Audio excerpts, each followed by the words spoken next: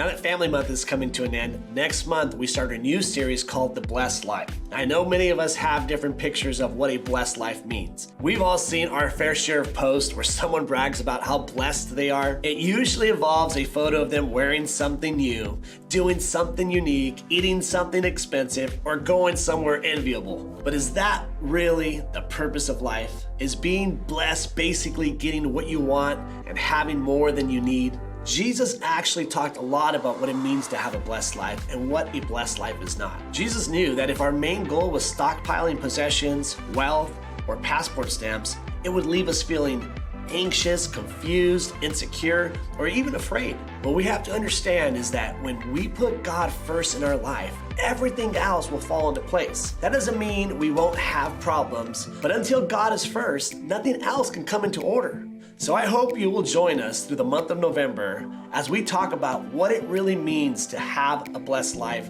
And just so you know, all of our campuses are going to be diving deeper into what it is to have a blessed life and going into deeper discussions during the week, diving deep into topics like freedom, peace, scarcity versus generosity mindset, what it means to live a stress-free life. This is such an important topic that all of our campus pastors are going to be leading the midweek group study.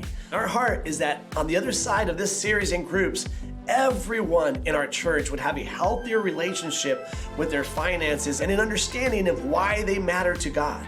So do yourself a favor, download the Church Center app, take a look at all of your options of where the midweek study groups will be, and be a part of the Blessed Life.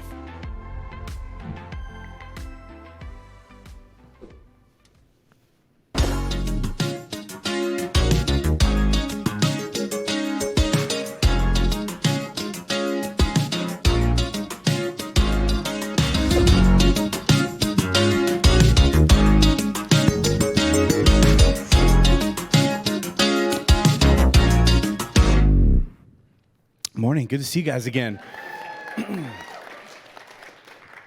It's fun to be back. Last week was our campus pastor shuffle, and so I was actually with our Burbank campus, which was a lot of fun to go hang out with them. And we had Brian Boss was here with us and just did a fantastic job. And it's so fun to just like watch that guy's journey, because he started here as a worship pastor, became the experienced pastor, and then has taken on a campus, and just that thing has just grown and just expanded and exploded in a good way. And it's really cool just to watch the journey of that guy and his impact on that city. And I hope that like his message last week landed with you. And today I'm going to actually wrap up this series and close it off before we jumpstart something brand new next week. But I want to encourage you today to take some notes, write some things down that stand out to you, some things that you feel like you could tuck into your life, or at least talk about your family about how does this apply to us. And I hope that you're doing that every week, that as you leave here some point during the week, you're sitting down with the people closest to you and just being like, okay, we heard these things. We thought it was interesting, entertaining, maybe a little bit inspiring. But how do we do that? Like, how much of that applies to our situation? What do we want to do with those things? And if you are taking notes today, the title of my message is, We Do This All the Time. We do this all the time. It's coming up on this sort of tradition we have in my family, which is our family picture time. And it's something that we do every single year to honor the mom in our family who wants consistent yearly family pictures. And we're coming up on it, and it's always a little bit nerve-wracking, because maybe you know this as parents, the older you get, the less your kids want to participate, right? And that's saying a lot, because when they're really young, they scream and cry and, like, you know, pee on the photo backdrop, you know what I mean? Like, and somehow, by the time they get to be teenagers, it's worse, right? Like the fits are somehow worse. They involve less urine, but they're bigger in terms of how obstinate they are. And this is our photo that we actually took last year as a family, and it's cute, it's adorable. What you don't see here is the struggle to obtain this photo. And we did what everybody does, right? Like we went out and into the woods, because that's what you have to do now. You know, I don't know when we all collectively decided, like, you know, for a family photo to be acceptable, we have to go out to a place that somebody was likely murdered in. If there wasn't, like, if I haven't seen this location on a reenactment of, like, a serial killer documentary on Netflix, I don't want my family photo there, right? And so we meet up with this photographer and we go out into the woods with him, which is just crazy, right? It's like, hey, we don't know you and you're holding equipment that could be guns. Let's follow you out to an undisclosed location where cell phone technology doesn't work. It just doesn't seem smart, right? If you were watching yourself do it in a movie, you'd be like, don't go with them. Do not go with them. And so knowing this and being as paranoid as I am, we recruited a photographer from our church. And so we go out to the woods. We found this spot. And Gretchen's like, oh, I like this tree. This feels really murdery. And so we all got together and she posed us and, like, you know, the kids are sort of like pushing and shoving. The reason why the boys aren't, like, Gretchen is sort of wedged between the boys is because they were pushing each other. They're shoving each other. And as it always happens with boys, at first it's kind of shoving and they're laughing. And then one person actually does get hurt and then it turns into a full-on fight. And then they're really pushing and shoving and punching. And finally it gets to the place where it's like, we just want to take the photo. Tegan's annoyed, Gretchen's annoyed. And so finally Gretchen is boiling over with frustration and she's like, would you guys knock it off? Okay, this is not who we are. This is not what we do, okay? And one of the boys, because they're both kind of smart alecks, just fired back and was like, yes, it is. This is exactly who we are. We do this all the time. And my wife, who, like, wants to make a good impression on this photographer from our church, is like, no, that's not really, no, and that's not true. And they're like, yeah, it is. Yeah, no, we fight and punch each other all the time, Mom. That's what we do. Remember that? Actually, Mom, remember that time that you got mad that we were fighting and you were so mad that, like, you slammed that, like, cabinet in the kitchen and it broke? Remember that? And Gretchen's like, and I can see her just, like, tracking the eyes of the photographer who's like, maybe these people are going to murder me. Maybe that's why I'm here. And she's like, maybe I don't want to go to this church anymore. And we're feeling weird and she's feeling weird. And it's just all uncomfortable. And Gretchen's looking at me for help. And I'm looking at her like, is that how that cabinet broke? Because you never told me. And I've been wondering why it doesn't work anymore. And it's just like we were out there. Right? We took this great photo and it looks all awesome, but, you know, the people that were there know the real story. And I wonder if you as a family have ever had this situation where someone in your family outed you, right? Like you were trying to put on, like, a front of, like, who you wanted to be, but they showed everyone around you who you really are. If you have children, they have definitely embarrassed you to this degree. And you were trying to, like, pretend that you were like this and you were all loving and nice and everything was great. And then your kid said something or brought something up and you're like, okay, well, that illusion has been shattered. And if you are a kid, specifically one of my kids, like, you've been embarrassed by your parents, okay? Because they pick you up, they shout something crazy, and suddenly, like, who you were trying to be in front of everybody else got sort of shattered when they brought the behind-the-scenes stuff and put it right in front of everybody. And this is sort of how family works. Family has this way of sort of, like, bringing you back down to size. But sometimes it happens in a really surprising way. Sometimes what they put on display actually catches you off guard, because it's not just that they're showing something that you knew was happening behind the scenes. It's that they're showing you something that you didn't know was happening behind the scenes. And I wonder if you've ever realized that there is this gap between your expectations of your family and others' experiences with your family. Like, you sort of thought that you were in one sort of family, but then something happens that reveals, like, oh no, that's not the family that I'm actually a part of. This is.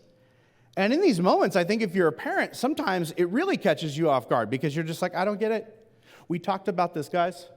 We talked about the kind of people that we were going to be. Okay, we took home that packet from church and we went through it and we brainstormed our values and we wrote out a mission statement, okay? And you guys were nodding. I thought you were in on it too. I thought you wanted to do it. And I mean, it's like, I know that you still know it because I stenciled it above the fireplace, okay? What's wrong with you people? Why can't you just live, laugh, love, okay? Isn't that hard? It's 3 words. and then they do laugh, but it feels like they're laughing at you, not with you, and that's not what you want from those exchanges. And I think these moments that we have with our family sort of stir up all these questions inside of us, especially if we have big dreams and goals for our family, which most of us do. And we start asking things like, well, why is it that the good things that I want for my family never seem to stick? Like, why aren't we becoming who I want us to be as time goes by? Like, why doesn't my family care about or follow through on the values that I thought that we all agreed on? And if I find myself in a place where I realize that we aren't the way and they aren't the way that I want them to be, how do I make them or steer them towards something else?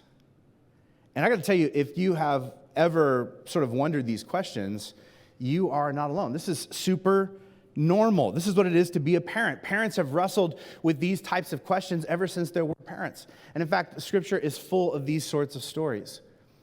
One of the ones that I think pinpoints this tension so perfectly is the story in the Old Testament. It involves this guy named Joshua, who has an immediate family, but he also has this leadership role that sort of casts him as the father of the children of Israel. So he takes over leading God's people in the Old Testament right after Moses, who took them out of Egypt, freed them from slavery, and established sort of their family values from God. And they start living according to these certain, rhythms and rituals. And then Joshua takes over. And shortly into his leadership of these people, he realizes that they're not really living according to the values that they set out to. That somehow they've drifted.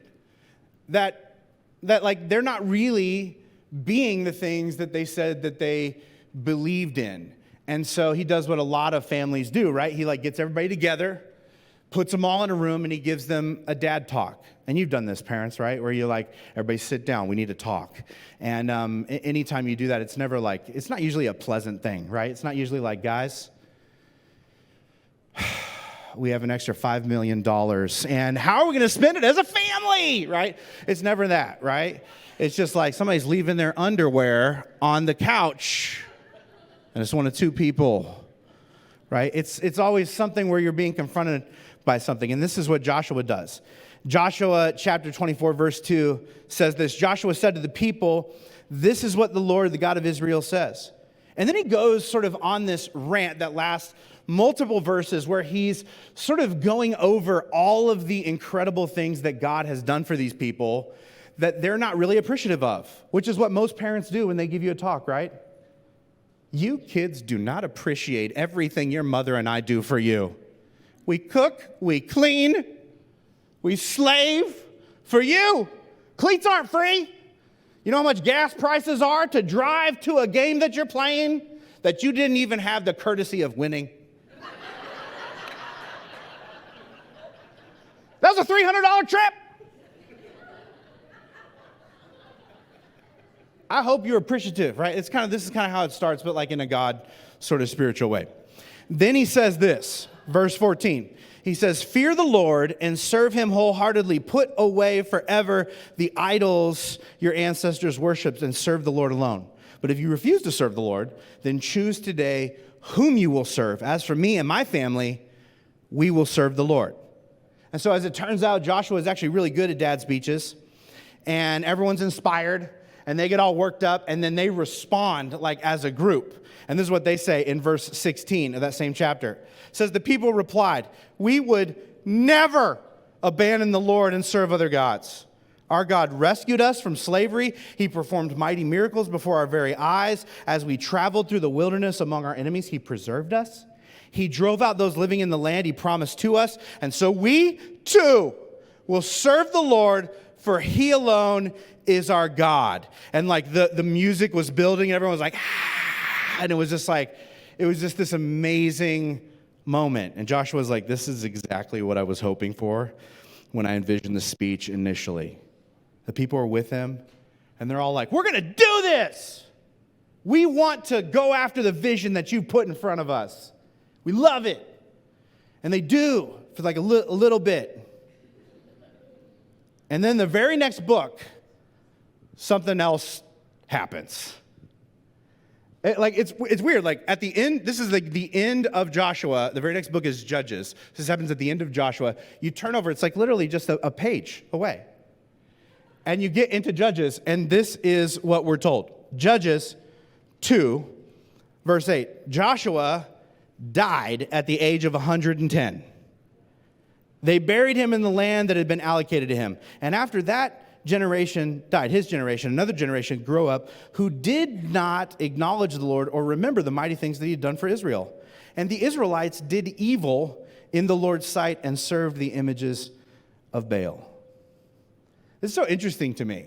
I feel like if we were watching the movie version of this, there would be a scene, right, where everyone's like, yeah, we're going to do it. We're going to be the greatest family ever. And they're all hugging each other and like, we got this. And then it jump cuts to 40 years later, and everyone's like, yeah, we didn't do any of that stuff. Whoops. In fact, just to be real, we ended up doing like a lot of evil. So it's kind of the opposite direction that we originally got excited about. What happened? And the reason I bring this up is like, isn't this the same tension a lot of us find ourselves in with our own family? Like we find ourselves in the same place where something happens and we realize like, oh, these people in my family don't believe like I thought they did. And what I'm seeing right now, they actually don't behave the way I hoped they would. And I'm sort of disillusioned. I don't know what to do with this because the family I'm actually in is very different than the one I thought I was in. And I'm not sure what to do with that discrepancy because this is not what I wanted. The Joshua story, generations earlier, like knowing this tendency, God actually gave his people, the children of Israel, instructions to live by in order to hold on to their values. So these people are not confused about what they ought to be doing to become the sorts of people that they and God want them to be. Like, I'll read you exactly what God tells them to do, or at least a snippet of it. It's in Deuteronomy chapter 6, verse 4. And I know a lot of you are like, man, I hope we read some Deuteronomy today. And we're definitely, you're going to get that. That wish is going to come true. Deuteronomy 6:4 says, the Lord is our God, the Lord alone. And you must love the Lord your God with all your heart, all your soul, and all your strength. And some of you are like, I thought Jesus wrote that. And he didn't. He was plagiarizing, as it turns out. Because that's actually Moses wrote that.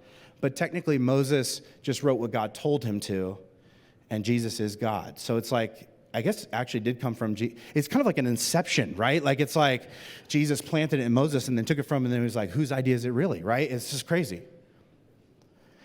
In verse 6, he says, and you must commit yourselves wholeheartedly to these commands that I'm giving you today. Repeat them again and again to your children. Talk about them when you're at home and when you're on the road and when you're going to bed and when you're getting up. Tie them to your hands and wear them on your forehead as reminders. Write them on the doorposts of your house and on your gates. Now, this passage, just to give you some context, is called the Shema. And it's a part of this Jewish practice of reminding yourself regularly of who God is and who you are, who he made you to be, and what he's called you to do. And it's echoing this thing to yourself and repeating and reinforcing it to yourself over and over and over again because they believed that the more you did, the more it would take hold of your heart, so that you wouldn't sort of veer away from what truly matters. And that's sort of true, but you're smart enough to understand that like just talking about something a lot isn't enough, right? For a belief to take root, it has to move beyond something that you say to something that you do. Because the truth of the matter is, your values are really just wishes unless you design disciplines around them to empower you to embody them. And some of us, we're confused because we're like, oh, I thought this is what we valued. This is who we're going to be. And what you maybe are realizing right now is that wasn't a family value. That was a mom wish. Because we can want to be something, but until we actually begin to practice that something, it has no impact or effect on who we really are. And this is why God gives these people all these rituals to repeat. Feasts and offerings and sacred days and seasons of fasting and collective prayers. And all of these things are things that these people, this spiritual family, is doing when Joshua is leading them. It's what kept their family values in front of them. Now, did they always feel like doing these things? No! But they did it anyway. Because they had this sense that these practices would instill in them and their children who they wanted to become long term. Because if your beliefs aren't regularly reflected in your behavior, you won't believe them for long. And the reason is because we gather clues about who we are and what we value from what we observe ourselves doing. This is why positive affirmations by themselves don't work. Because your brain is too smart for that. Right? Like what you say has to match what you see. Or else your brain is just like, I don't think so. What we are saying about ourselves, like we can't find any evidence that we have ever done those things. So you can say it all you want to, we're not believing you. And when I say we, I'm talking about like the voices in your head. Because you have them. Like, for instance, if you decide, like, I'm going to be a runner, you can tell yourself you're a runner all you want to, and your chubby body is going to be like, we are not a runner. This is not real. That's a wish, not a value, okay?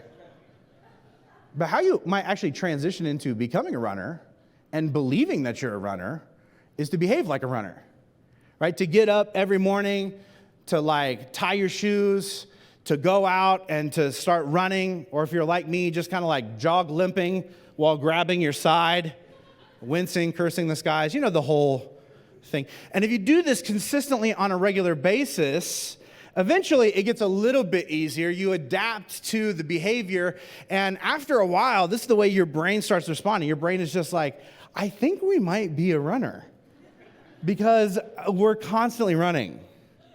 Like, I can constantly see us doing things that a runner does, and so that we might be a runner. I think we are. I think we're a runner. And then another voice in your head is like, we should probably get some therapy. There's a lot of voices in here that are sort of speaking unchecked. What is that about? And over time, what happens in this story is Joshua's people abandon their rituals, and their belief system erodes. And they lose sight of God in a single generation. Wow. And they didn't set out to do this, right? It just happened. And it happened in the same way it happens to us, right? We just, like, we skip a few, we rationalize and compromise, and, you know, we think to ourselves, or at least I think these people thought to themselves, I mean, do we really need to write it everywhere? That seems excessive. I mean, I don't want to, I'm kind of a minimalist, so it's like, I don't want to have to put it, like, everywhere. Also, I do not like that font, and so I'm just really, papyrus, seriously? Like, we get rid of it. I mean, do we really need to talk about it that much? It's like all we talk about. It's so, I mean, do we really need to go and do that thing every week?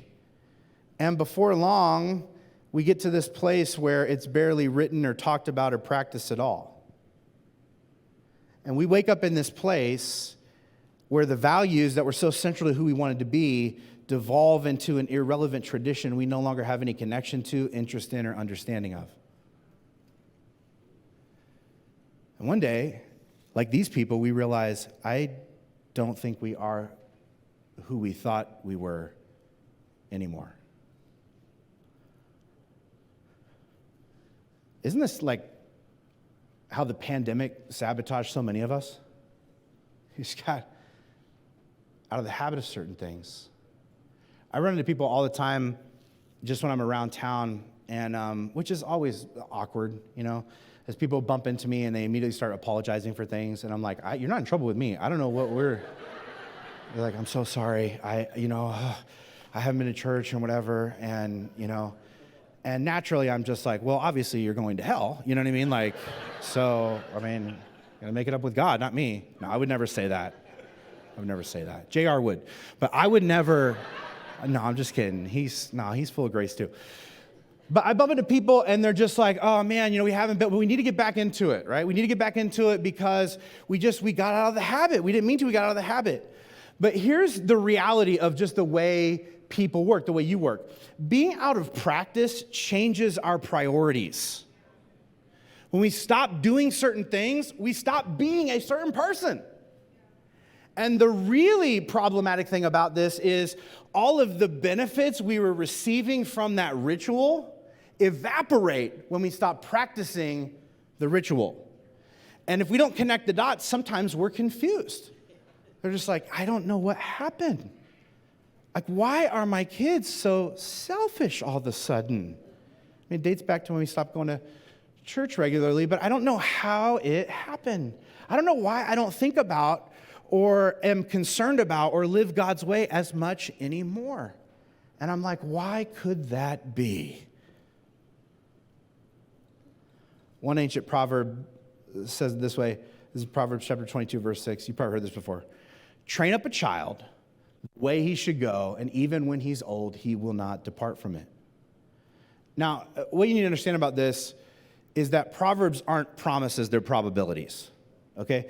So a probability essentially says, most people who do this get this result, right? Like, it's not a guarantee, but it's likely, statistically speaking.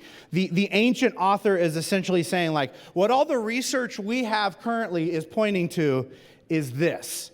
And these ancient wisdom writers are saying, like, here's what we've observed over time is typically true. And this is saying that family values are the result of training, not telling.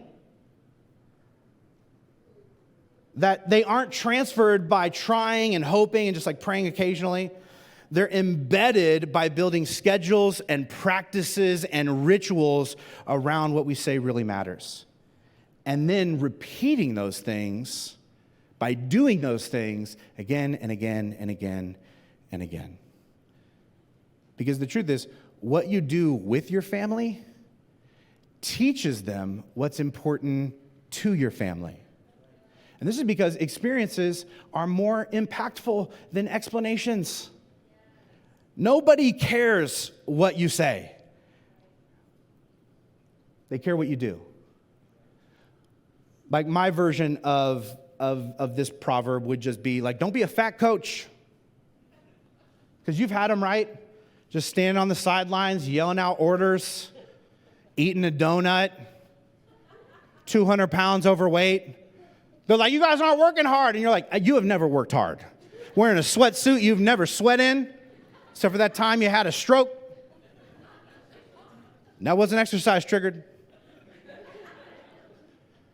Right? You start getting angry, right? Because we all do this, right? Even as a kid, like on a Little League team, you were like, who are you to tell me? I see what you're doing. You don't do this stuff. Why should I do what you tell me to do? And I think this is why Paul says this in Philippians chapter 4, verse 9. He says, keep putting into practice all you learned from me, everything you heard from me and saw me do. This is so fascinating. This is, again, one of the early church fathers telling the family of God in one of the very first churches, like, you want to be the types of people that Jesus wants you to be? He could have just said, I'm the authority, do what I say. That's not what he says. He says, keep putting into practice not just the things you heard from me, but you heard it and then you saw it. That's powerful. Do the things that I was like, this is what you ought to do, and here's how you do it. Watch me. In fact, come along with me. Let's do it together. If you want to live the spiritual life and have a connection with God and value things that you don't automatically, like I do, don't do what I said. Do what I do. This verse illustrates that the most effective teaching and training involves envisioning, demonstrating, and practicing alongside of consistently, not condescending to, lecturing, and threatening occasionally. And this is why some of us did not grab hold of the values that somebody else tried to give us, because they were rattled off once, and then we were yelled at every so often. And that doesn't work. And here's what's crazy. Modern social researchers are telling us that the observations that these ancient biblical wisdom writers came up with, everything their research was coming up with, modern scientific research is also coming up with the same exact concepts. Teachers, coaches, and parents that get the best results are typically high standard, high support. Now, what this means is that they push kids to be their best and pursue things that matter, but they don't abandon them to do it alone. They do it alongside them. They say it, and then they do it with them. And they call the people that they're training up out on not giving their best or settling for less than what they're called to or capable of.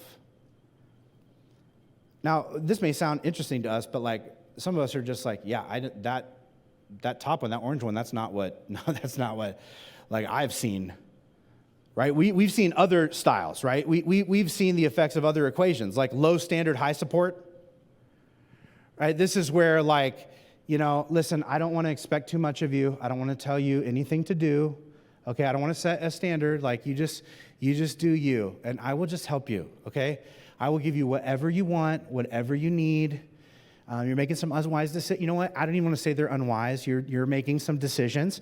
I'm just going to refill that Amex card. We're just going to see what happens, right? And here's the thing. This is not my opinion. I'm just telling you what the statistics are showing us. This typically creates entitled, arrogant adults as they grow up, who have not enough self-understanding or self-awareness to know how much hard work and sacrifice is actually necessary to become the kind of people they want to be and step into the dreams that they have.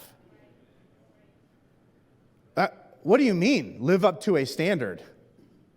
There shouldn't be any standards. I should just get whatever I want because I'm awesome. I'm a unique and beautiful snowflake. I'm a princess who deserves the best. But some of us, we grew up in the opposite sort of environment, high standard, low support. We had all the standards. This is what you will do when you live in this house. This is what's going to happen. It's my way or the highway. And I'm not helping you. It's do it or else. I don't know how to do it. Figure it out. And usually the or else is not a fun thing. Or else, we're going to Chuck E. Cheese. It's not that. It's or else, when dad comes home, there's going to be hell to pay. And these sorts of environments typically create kids who grow up to be rigid adults, riddled with insecurity, and often prone to rebellion. They want to do the opposite of what they were told to do as just a means of escaping the fact that they could never measure up no matter how hard they try. And I would say, most of us lean toward one or the other. We tend to, either be high standard or high support. And I'm guessing you are whichever one you got nudged the hardest during when I was talking about it. Whichever one your kids call you out on and hurt your feelings about later. That's the one. And why do we land where we do? I think a lot of us, we tend to want to give what we didn't get growing up. And that's great, as long as you also give what you did get growing up. Otherwise, you end up oh, here are the positives, but I didn't like these negatives. So you swing the pendulum over here, and now you create another generation that now has this deficit. And so guess what they're going to do? They're going to swing it way over here. And it never ends up landing in this balanced spot where nobody is lowering the standards or the support. They're keeping them both at a high level. because that's what healthy family looks like. And so, how do you do that? I think setting a high standard looks like this, just in case you need some training wheels to get going. This is what I expect of you, and here's why. This is what I expect of you, and here's why. You need to do this with your family, with your spouse, with your kids, with your in-laws.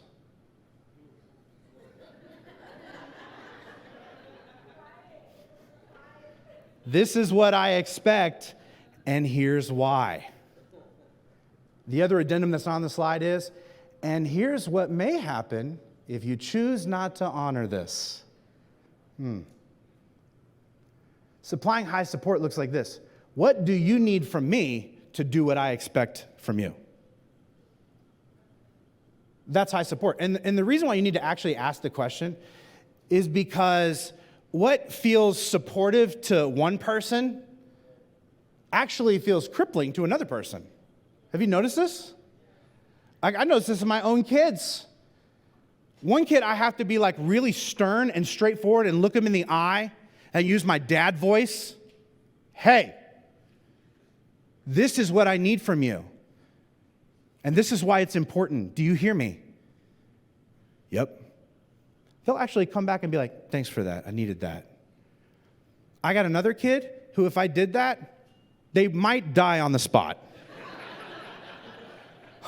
They're so tender, you know what I mean? Just crumple to the ground and melt,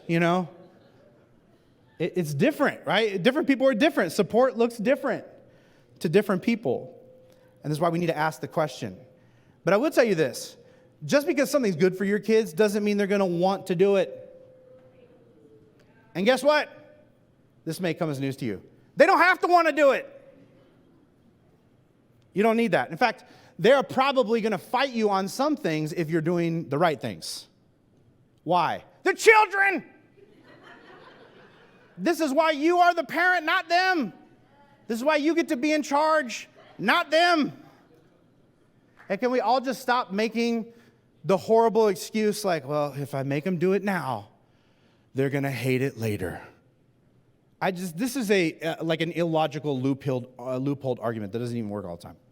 I got to tell you, I've insisted, as my kids are growing up, that they all be potty trained. And none of them hate restrooms. It's weird. I made them. Right? Because at a certain age, they were like, I want to pee in my pants. And I'm like, no! We're done! And I made them. I rewarded them. I set a high standard. And I gave a lot more support than I wanted. I put up, remember those years that was just a lot of you'd hear from the other room, wipe me! Wipe me! And eventually you're just listen, you're 12 now. You need to, there's certain skills you need to pick up. We got to be done, babe. You're babying him. We got to be done.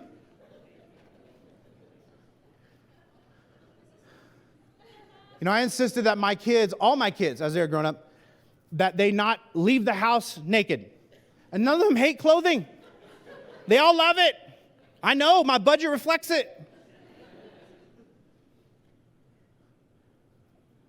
I would argue that kids don't hate helpful habits. They hate hypocrisy. And so do you. And this is why you don't want to be a fat coach. Because they'll just stop listening. We hate being told to prioritize something that the one telling us doesn't practice. But if you're willing to explain the benefits to them and consistently train alongside them, that's different. And maybe you're thinking okay, so if I approach it like that, they're always going to do what I'm asking excitedly without complaining. No, probably not. But you should do it anyway. Another author says this in the New Testament, Hebrews chapter 12, verse 11. No discipline is enjoyable while it's happening. It's painful. I love that there's an exclamation point. He yells it. Nobody wants to do this stuff. So why do it? Afterward, there'll be a peaceful harvest of right living for those who are trained in this way. Interesting. He's like, expect a fight when you implement certain things that are good but don't feel good. Why would you keep up that fight? That's painful. And not just for them, for you. Why would you do it? Because eventually there's going to be a peaceful harvest. If you fight on this front for long enough, it will give birth to peace. Because they will have adapted a behavior that enforces their belief system. Then he says this as a way of encouragement. So take a new grip with your tired hands and strengthen your weak knees. Mark out a straight path for your feet so that those who are weak will not fall but become strong. He's saying, like, listen, everyone has things and days that they don't feel like doing something that they know they need to do. That's normal. Do it anyway. But he's encouraging us by saying this. The reason your family doesn't value what you want them to may just be that they need more practice. And so when you have these moments where the gap appears between what you expected from your family and what you're experiencing with your family, what this ought to tell you is not to abandon everything and take the easy path, but to say, I think we may need a little more practice. So he's like, take a new grip. Put on some knee sleeves. Keep doing the exercises. Put that priority on your schedule. Push through the uncomfortable parts, because with God's help, you can do it. And I got to be real. Sometimes this looks like, as a parent, I know you do not feel like doing this thing, but you need to do it. And here's why. And I'll be real with you. I don't feel like helping you do this thing, but I need to. And if we both commit to this, I'm telling you that this practice will keep us on the course to become our best selves. What I do know is that the best way to embody your values is to implement regular rhythms and routines to reinforce them. Another way to say it might be, our priorities are revealed by our scheduled practices more than our stated passions. What do you really care about? What is your family really about? What do you actually value? Let me look at your schedule. Let me see what you do. Let me see what you do together. Let me see the things and the time slots that you do not compromise on. And this is what Joshua knew that the generations after him failed to, that training is everything. So when it comes to you and your family, I just want to give you some questions as we're sort of like ramping this down today so that you can bring this home and apply this. And there's going to be too much to write, so this is a good time to bring out your phone and take a picture of these things so that you can bring this home and have these conversations with your kids, your family. And the first question is this, do you make values-based decisions as a family and then voice the reason behind them? Or do you make decisions based on just who throws the biggest fit, what's the most convenient, or what we feel like doing in the moment?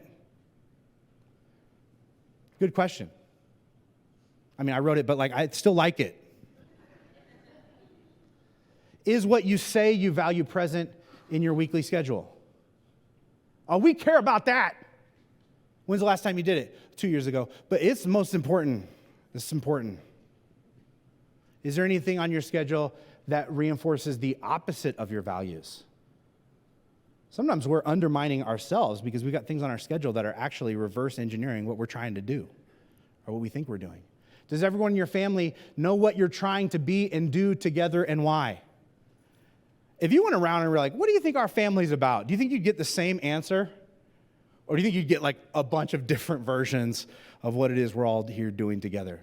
When you see someone acting in alignment with your values, do you stop and celebrate that? Hey, time out real quick. Can I just say, I saw you doing this thing that we really care about, and I think that's awesome. And some of us are just like, why do I need to celebrate them? They should be doing it anyway. Well, what you reward gets repeated. And so if you're not stopping and celebrating the right things, eventually they'll find something that somebody else will celebrate them somewhere else, and that will become their value system. And how often do you revisit your schedule as a family to see if you veered off course? And I actually believe, like, if Joshua would have done this, Joshua's people would have done this as he was aging and becoming less involved. Like, I wonder if they would have gotten a different outcome in their family, if things would have been different. But they didn't. And one day they found themselves in a place where they're just like, we are not who I thought we were. We don't believe what I thought we did. We don't behave in the way that I hoped we would. And I wonder, when it comes to you, will your family's memories of what you did to bond together be based on deep-seated values or just throwaway activities? Because the things you do together come to define you.